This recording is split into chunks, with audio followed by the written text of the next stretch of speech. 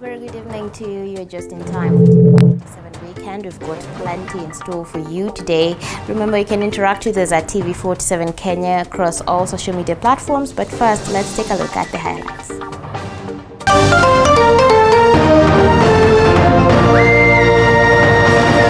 Tonight, new coronavirus variant detected in South Africa and Hong Kong. Countries in the world now tightening border controls.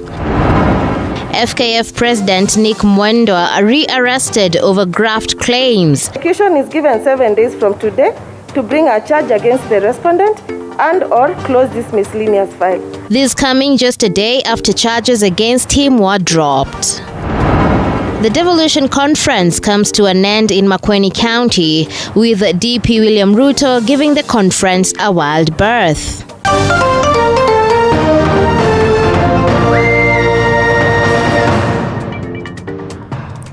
Welcome to the broadcast. Catherine Simelo is our sign language interpreter. I am Muthoni Minor. Now, Kenya is on high alert following the detection of a new COVID-19 variant in South Africa that is said to be highly transmittable. This as the Ministry of Health directed that all inbound travelers must be in possession of a negative COVID-19 certificate taking 96 hours before traveling. All travelers entering the country must be in possession of a negative COVID-19 certificate taken 96 hours before arrival. This follows the detection of a new COVID-19 variant in South Africa, Botswana, and Hong Kong, which is said to have the highest number of mutations. The variant, dubbed B.1.1529, has 32 mutations, which makes it highly transmittable. In a statement, the Acting Director General in the Ministry of Health, Dr. Patrick Amoth, called on Kenyans to embrace the COVID-19 vaccination to ensure safety. Amoth has at the same time directed all national and county health facilities to prepare to handle a potential increase in number of new cases. This as Britain has today prohibited aircraft from Namibia, Lesotho, South Africa, Botswana, Eswatini, and Zimbabwe. From a sample size of 4,971 tested in the last 24 hours, Kenya on Friday recorded 42 new COVID-19 cases, with the positivity rate now at 0.8%. In a statement, Health CS Mutahi Kagwe said that from the cases recorded, 40 are Kenyans while 2 are foreigners. Elsewhere, the court has declined to suspend a directive by the Ministry of Health that requires Kenyans to be vaccinated to receive government services. In a virtual ruling, Justice Anthony Mrima declined to issue any conservatory orders, suspending the directive after petitioner lawyer Otieno Ocheng challenged it in High Court. According to the petitioner, the order issued last Sunday by CS Kagwe is illegal and unconstitutional. In the ruling, Justice Mrima further granted the respondent, who is Attorney General Kihara Kariuki, 10 days to file a pleading, with a hearing of the application slated for 20th December. Moving on, the infection rate of HIV and AIDS amongst young girls in the country stands at 9 to 15%, making this particular group more vulnerable to infection. As Lavina Tieno reports, Nairobi County is leading with the number of HIV infections among teenagers. Speaking in Narok County after distributing sanitary towels to 3 primary schools in the area, the chairperson of the National AIDS Council, Angeline Siparo, pointed out that the prevalence rate has increased at a range of between 9 to 15%, one which is suspected to be even higher. I know that we are higher than the national prevalence, and I know for sure that even statistics that have been shared earlier on, some of the groups are ranging between 9% and 18%. Not every child is in a secure environment. So when you're talking about prevalence, it's the fact that you also have children in difficult circumstances. You also have minors who have been married, and that's also an important one because they actually raise the rate of prevalence. The National AIDS Council is set to launch an awareness campaign for children between the ages of 10 to 19, all to combat the spread of HIV and AIDS. The National AIDS Control Council, with its mandate of coordinating other stakeholders, have come together to say this is just a symptom. Giving pads is not a solution. It is just a way of recognizing that there's a problem. So solve this one first, but no child should be getting HIV, no child should be getting pregnant. This comes in the backdrop of an increase in cases of teenage pregnancies, with Nairobi being ranked first and Narok County coming fourth on the list of counties with the most cases of teenage pregnancy. Hii janga ya mimba za mapema imeenea kote nchini. Kwa sasa tumeelezewa ya kwamba kaunti ya Nairobi inaongoza, lakini kaunti ya Narok ni namba 4, ambayo hiyo ni jambo la kuhuzunisha sana kwa sababu kaunti yetu ni ndogo. However, it has been established that this problem has forced many young girls to drop out of school in Narok County, which has now become a challenge towards educating the girl child. Kaunti yetu tumekuwa na shida kubwa na kupoteza watoto wengi wa kike kutokana na kupata mimba za mapema. Inaenda kudhuru maisha yao ya baadaye, kwa sababu mtoto anapoingia katika ile uzazi ya mapema na yeye mwenyewe hajajiweza. Lavin Atieno, TV 47. Thank you, Lavin, for that report. Now, moving on, the 7th Devolution Conference came to a close today with Deputy President William Ruto, who was expected to close the conference, giving it a wide berth. Elizabeth Mutuku with the details. Empty seats marked the third and final day of devolution conference that ended today in Makueni County. Deputy President William Ruto skipping the conference despite of him being scheduled to close the meeting by giving his keynotes to the delegates, and instead chose to hold up rallies in Nyandarua County. Sema tupange uchumi. Wale wanakubali tupange uchumi kwanza. Defense Cabinet Secretary and immediate devolution CS Eugene Wamalwa officially closing the meeting and urging Kenyans to interrogate leaders who hold devolution matters close to the heart. Let us interrogate these candidates on matters of devolution, and let us ask ourselves, after the founding president of devolution, our next president, who is it that we can trust, who believes in devolution, who can strengthen devolution, who can ensure that we move from the current 370 billion to 570 billion in the next term. I know the governor is asking for 700 billion, but it is realistic that we can move from 370 to 570. It is doable. Kakamega Governor Wycliffe Oparanya said that Ruto had sent an orderly to represent him, who was reportedly turned away by the Council of Governors.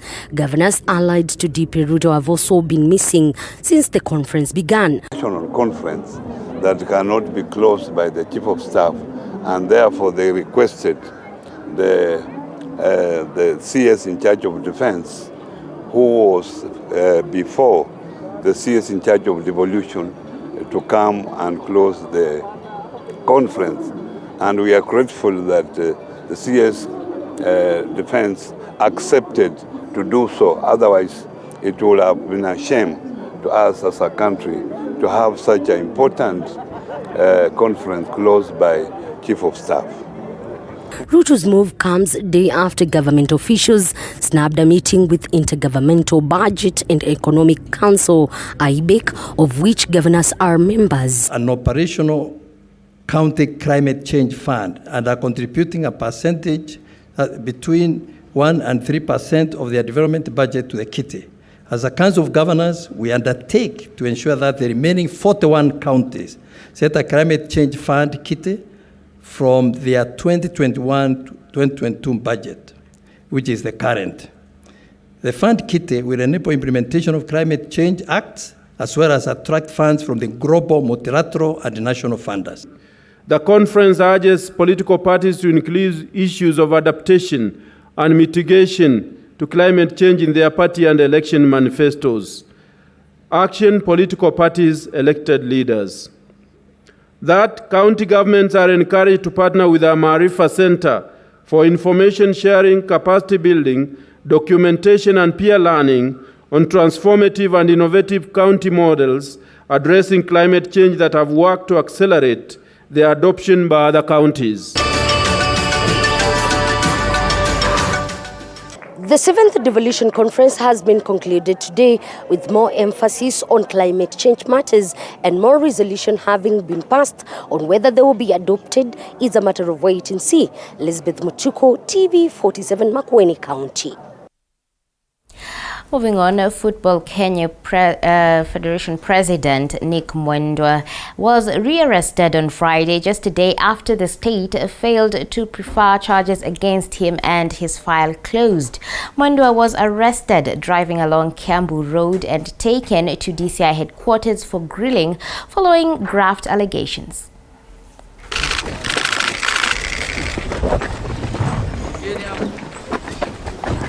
A fresh scuffle involving beleaguered Football Kenya Federation FKF President Nick Mwendwa and the state has this morning seen the 42-year-old arrested just a day after his graft case was closed by the High Court.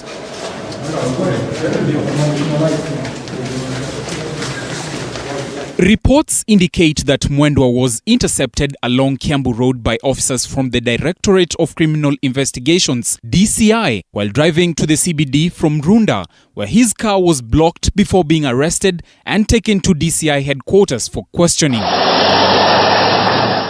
Mwendwa was grilled by detectives over the graft allegations that have been dogging the Federation, with the state seeking to unravel the misery surrounding the utilization of funds wired to the Federation as grants over the years.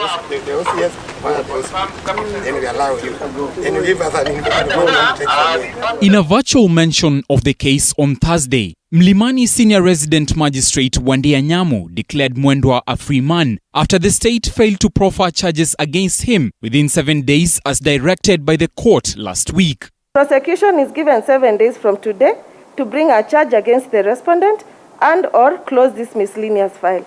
The bond terms are extended to 25th of November 2021. The court also ordered that Mwendwa be reimbursed his 4 million shillings cash bail, a ruling the DCI insists was as a result of miscommunication. Mwendwa, who rose to the helm of FKF in 2016, was first arrested a fortnight ago and spent 2 days in police custody, an arrest the court termed unlawful. FKF was disbanded on November 11th by Sports Cabinet Secretary Amina Mohamed, who formed an FKF caretaker committee upon receiving recommendations from an audit report on the Federation by Sports Registrar Rose Wasike.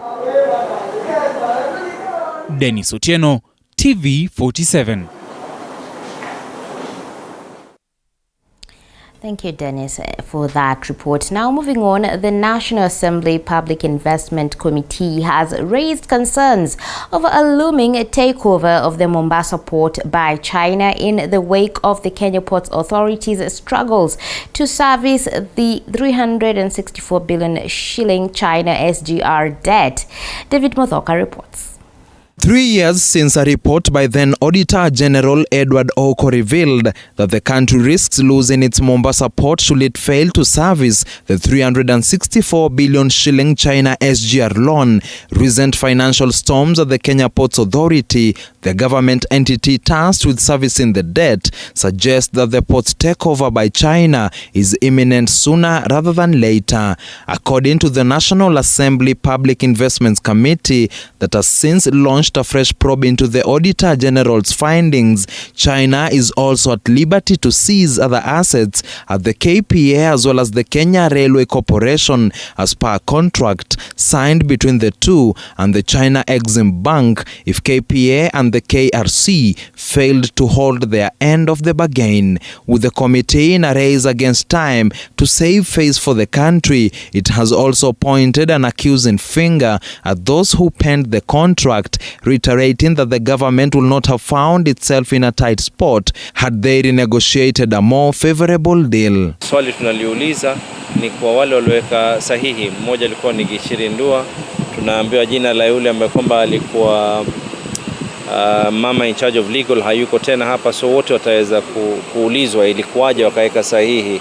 The agreement that has been discovered today that was signed in 2014 when Jubilee government was only within a year in its regime, And we have seen people praising themselves how they worked hard when they were in that government. The committee that today summoned KPA officials in Mombasa has also flagged other clauses in the China SGR loan deal, adding that they favor China at the expense of Kenya. Ati kukiwa na matatizo yoyote, lazima watu waende Beijing katika commission moja ambayo inaitwa China International Economic Trade Commission ambayo iko Beijing.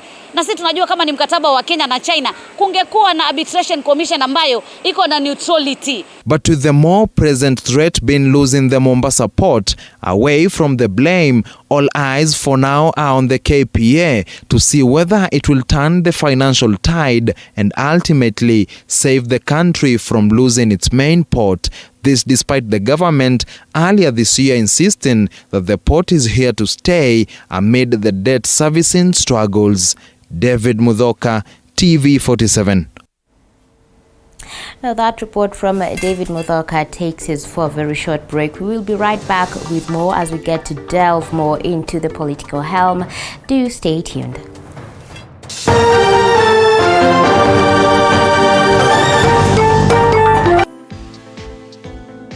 Entrepreneurs around the country are creatively grinding. I started with a borrowed phone. A borrowed phone? Yeah, that could last 2 hours with charge. We just have to do quality work for them.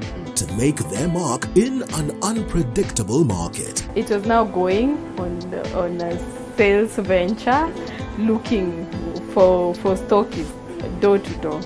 On the grind, we bring you their stories so you can tell yours.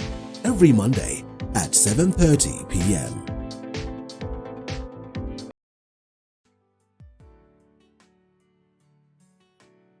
Hello guys, and welcome to Night In with Joy Irungu.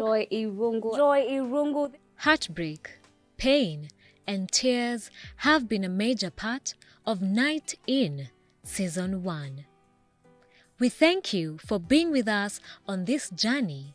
And for this upcoming season, we will bring you more empowering stories that not everyone is talking about. This is the only show where we keep it authentic.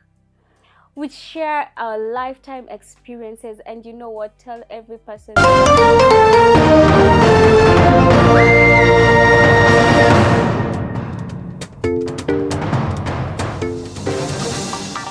Welcome back to TV47 Weekend. Now, on to political matters as Deputy President William Ruto today took his hustler campaigns to Mairoi, Nyandaragwa and Shamanta areas in Nyandarua County.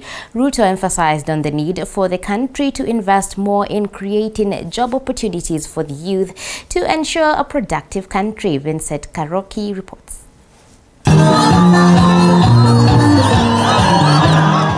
Deputy President William Ruto says if elected president in the 2022 general election, he will ensure implementation of the Big Four agenda. Niwera ama nikitendawili? Siwera niwera. Na mpango tumekubaliana bottom up. Si tumekubaliana bottom up.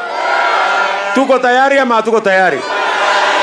Wale wanasema tuko tayari nione kwa mkono. However, Ruto says the bottom-up economic model will boost the collection of revenue after addressing the issue of unemployment among the youth.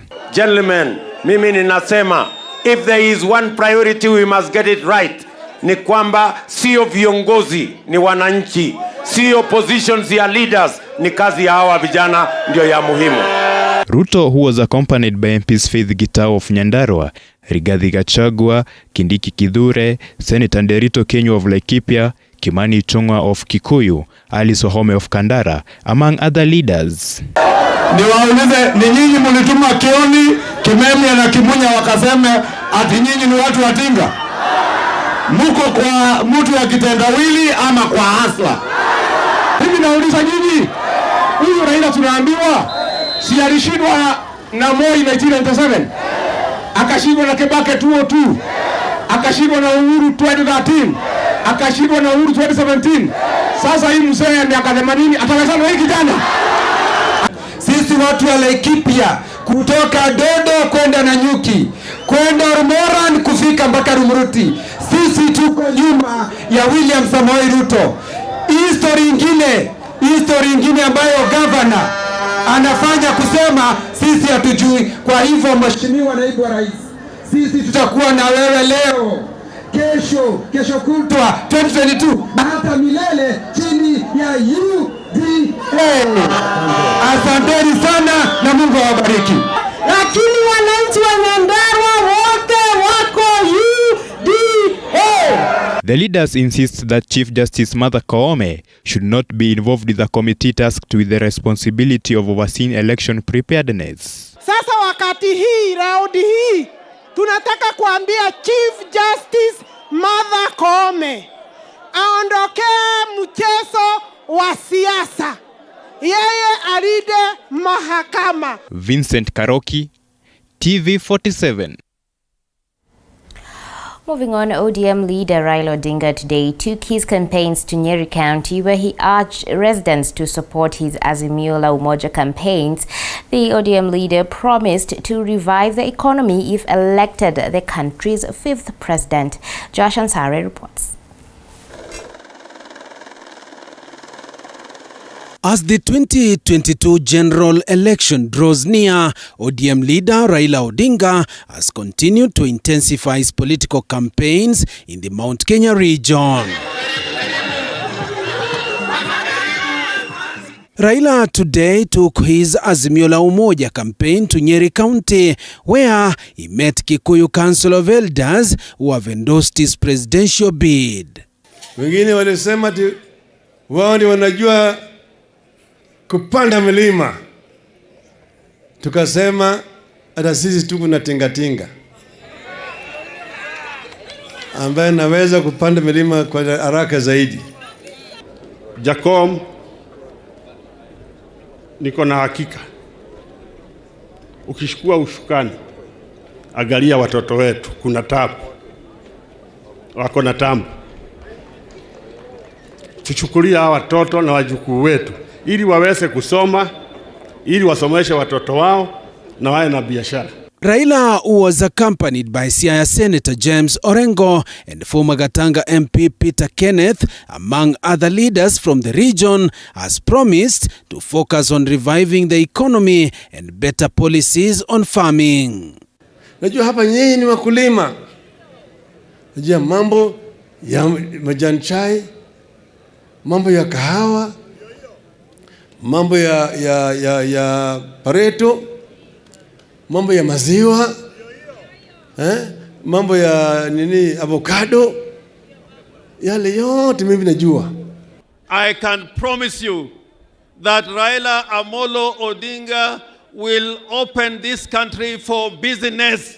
Leaders from the Mount Kenya region who accompanied Raila said it is time for Kenyans to focus on peace and leaders who will deliver this country. Wanaleta makasiriko na kujipiga kifua. Sisi tunataka kiongozi hajipigi kifua. Tunataka kiongozi mnyenyekevu. Na huyu mzee ni mzee mnyenyekevu. Tuehamwe. We are actually dealing with a very special person, and I want to say, let this day be a day of redefining a new chapter, actually retracing the chapter of this country, and we work together. Hatutaki kurudia yale makosa ambayo tumefanya huko nyuma. Mimi na ndugu yangu Uhuru Kenyatta tuliketi chini, tukaongea kwa kirefu zaidi. Ndani ya hiyo mazungumzo tulitembea barabara ya historia.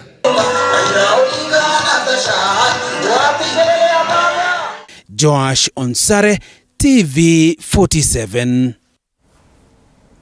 Moving on, One Kenya Alliance OCA leaders today toured Kakamega County to woo voters ahead of the 2022 elections.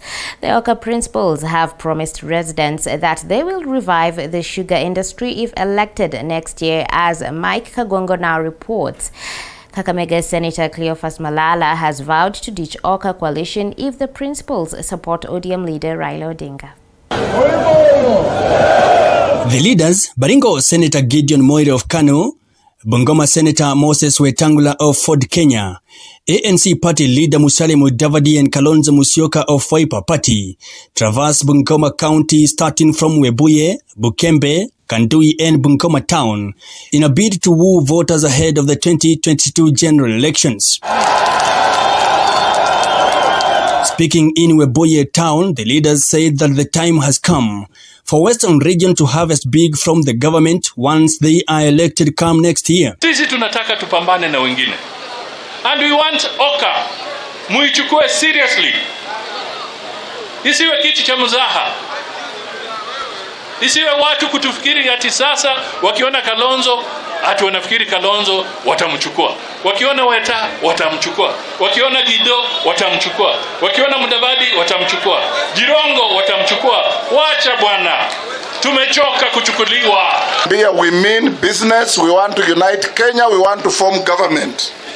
Na serikali yetu haitakuwa na wafisadi, haitakuwa na wezi, haitakuwa na watu wa kiburi, itakuwa na watu waja Mungu na watu wa kupenda maendeleo na watu kuwaunganisha wa Kenya. This comes amid suspicions triggered by revelations of behind-the-scenes negotiations between Wiper and ODM leaders that may put Mudavadi to consider other options. Isiwe watu kutufikiri ati sasa wakiona Kalonzo ati wanafikiri Kalonzo watamchukua. Wakiona Weta watamchukua. Wakiona Gido watamchukua. Wakiona Mudavadi watamchukua.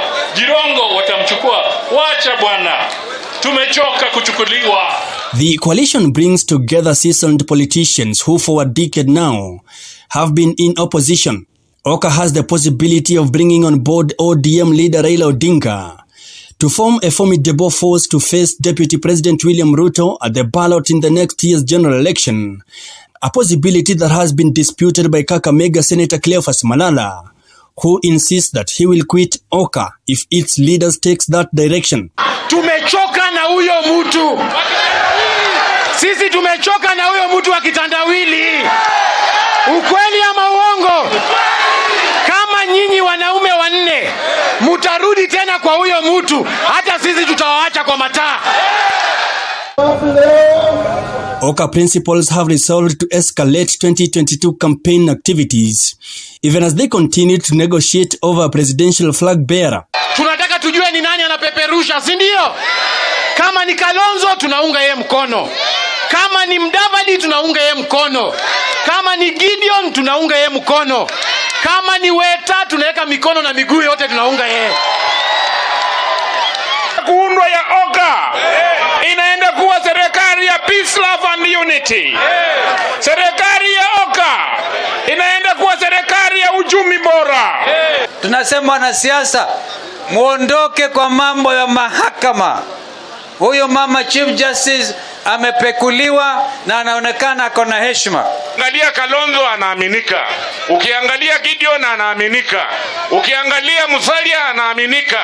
Na tunaleta mama Martha Karua anaaminika. Mudavadi allies have already given the principals an ultimatum to name the flag bearer, or else they pull out of the alliance and scout other partners to prepare the ANC boss for the country's top seat. Mike Kagwongo, TV 47, Bungoma. Thank you, Kagwongo, for that report. Now it's time to take yet another short break. We will be right back with more. Do stay tuned.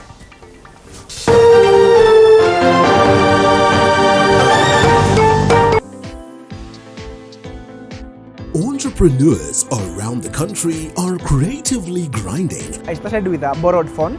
A borrowed phone? Yeah, that could last 2 hours with charge. We just have to do quality work for them.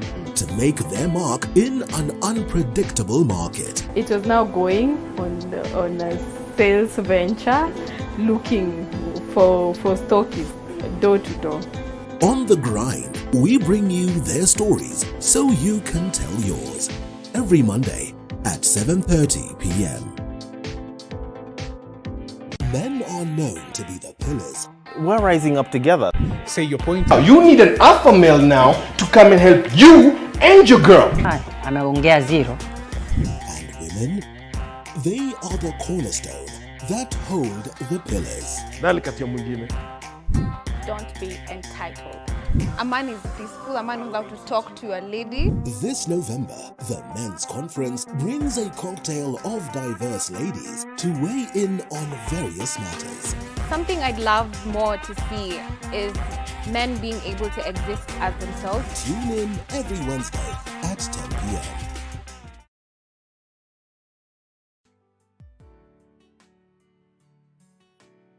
Hello guys, and welcome to Night In with Joy Irungu. Joy Irungu. Joy Irungu. Heartbreak, pain, and tears have been a major part of Night In Season 1. We thank you for being with us on this journey, and for this upcoming season, we will bring you more empowering stories that not everyone is talking about. This is the only show where we keep it authentic. We share our lifetime experiences, and you know what? Tell every person that you can turn your pain into power. Join Joy Irungu on Night In as we take the brave step of sharing.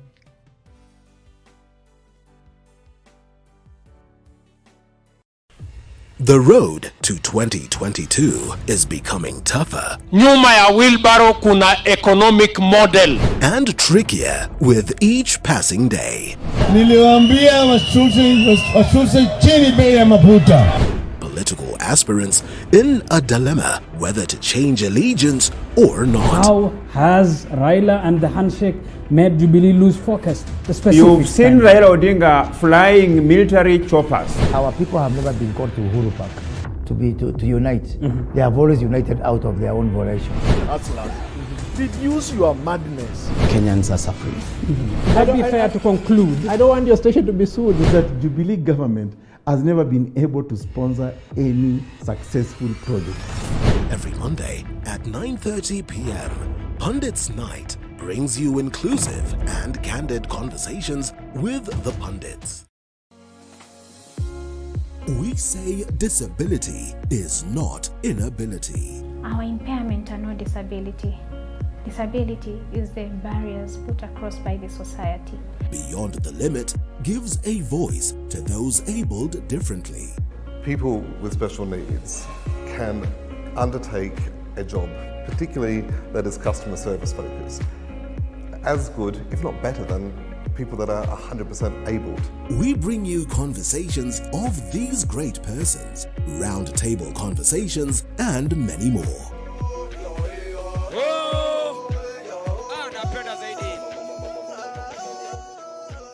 Every Saturday at 7:30 p.m.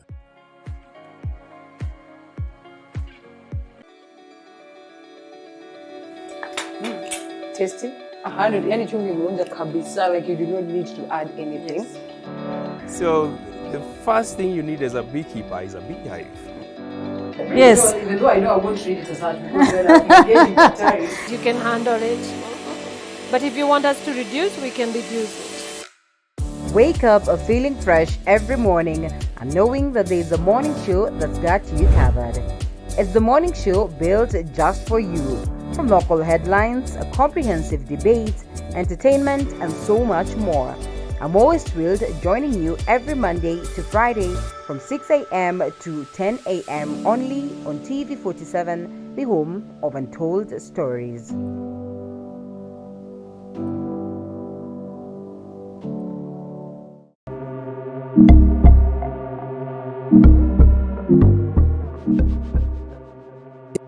Kilimo Diaries is not your one-stop show. Sandra Wahito is always on the move to different counties, different farms, and it's always unpredictable. Animals, crops, and advice from both farmers and experts. We also add calcium sulfate when it's too basic. Every Sunday at 6:30 p.m., we talk agriculture.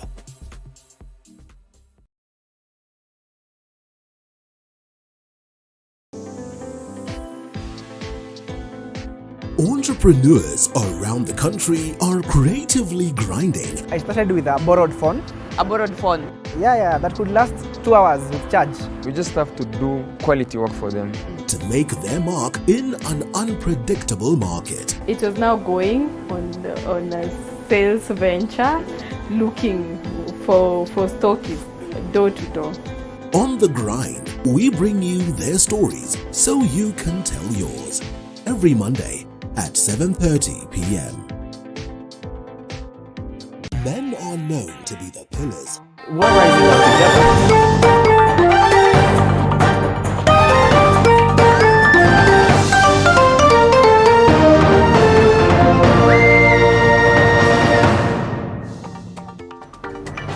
Welcome back. Now, still on the political helm, a war of words has erupted between Kirinyaga Governor Anne Waiguru and the county's MP Wangui Ngireche, with Waiguru accusing Ngireche of personalizing the UDA party. As Willie Dennis Njiru now reports, Interior Principal Secretary Karanja Kifisho has hit out that Waiguru in what he said is using him as a scapegoat to address his political woes. Just a month after Governor Anne Waiguru joined UDA following what she termed as changing foot by the musical drummings in the support of the Deputy President William Ruto, anger and heated debate and rifts continue to soar between her and the Kirinyaga women rep Wangui Ngireche and his nemesis PS Karanja Kibicho. Mimi ofisi yangu iko Harambee House. Haiko Kirinyaga. Watu wakianguka Kirinyaga wasinivute. Si ni kweli? Mimi sina ofisi Kirinyaga. Jeshi ndio inaweza kusukuma mtu nje.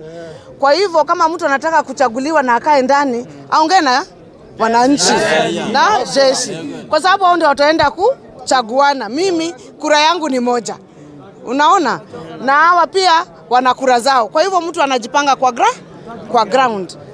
Governor Waiguru has asked her political rivals to prepare for the United Democratic Alliance UDA nominations instead of engaging in politics of intimidation. Hata ule ambaye anashindana na sisi wawili peke yake tuko Kirinyaga, tuko kama makandidates watano, wote waingie UDA. Ndio tushindane, ule atashinda apewe kikombe. Si ndio? Kwa sababu tunasema asiyekubali kushinda ni nini? Si mpinzani. Waiguru, citing that UDA is a national party and those who feel threatened by entry into the party should quit. Chama si ya mtu, chama ni ya wananchi. Na UDA ni ya wananchi. Na wananchi ndio walisema tuingie. Na mimi nikakuwa mtu ambaye anasikiza wananchi na ground nikaingia UDA. Watu waache kubabaika, mimi sitaki kura. Lakini wasifikirie sina sauti. Niko naye. Hapa ndio nimezaliwa bana. Sauti tuko naye. Na wakati wa kutoa sauti ikifika, tutatoa. The governor said her entry into UDA has angered some politicians in Kirinyaga who are now engaging in all manner of intimidation to scare her off. She advised that UDA belongs to all Kenyans and therefore those who want to join should be embraced so as to strengthen the party. Tuwezi sema ati kwa sababu mtu amekuja mbele ati hakuna mtu mwingine atakuja. Kwa sababu tuseme mtu alianzisha mtu mmoja, atakaa mtu mmoja. Si lazima watu waongezeke wakuwe wengi. Kwa hivyo wananchi ndio waliniambia niingie na bado tunatafuta watu wengine. Wale ambao wajajiandikisha katika chama cha UDA tunataka waingie katika chama ya UDA. Meanwhile, residents of Kirinyaga County have ridiculed Kirinyaga women rep Purity Ngireche over a threat to ditch the UDA, saying she's free to leave, and asked those opposed to the DP's visit to Kirinyaga on Sunday to keep off. Ni lazima tukuje tuwaeleze ile maswali mtauliza watu. Ni lazima tuwaambie vile mtaassess wale watu mnachagua. Tusije hapa tukapelekwa dance kila siku. Maswali lazima tuulize. Kama wewe umekuwa na nafasi ya kutumikia watu, lazima utuambie umefanya nini. This comes as the Deputy President Dr. William Ruto is expected to visit the county coming Sunday. Ruto is expected to attend a church service at the ACK Church Kirinyaga. Kirinyaga ni moja. Sisi wale watu wanataka kushikana pamoja ndio tuendelee mbele, tutashikana. Na nataka kualika wenzangu wenye tumekuwa tukizunguka nao. Nataka kualika Moja tukuje kwa hii kiwanja tukule dance. For TV47, I'm Willie Dennis Njiru.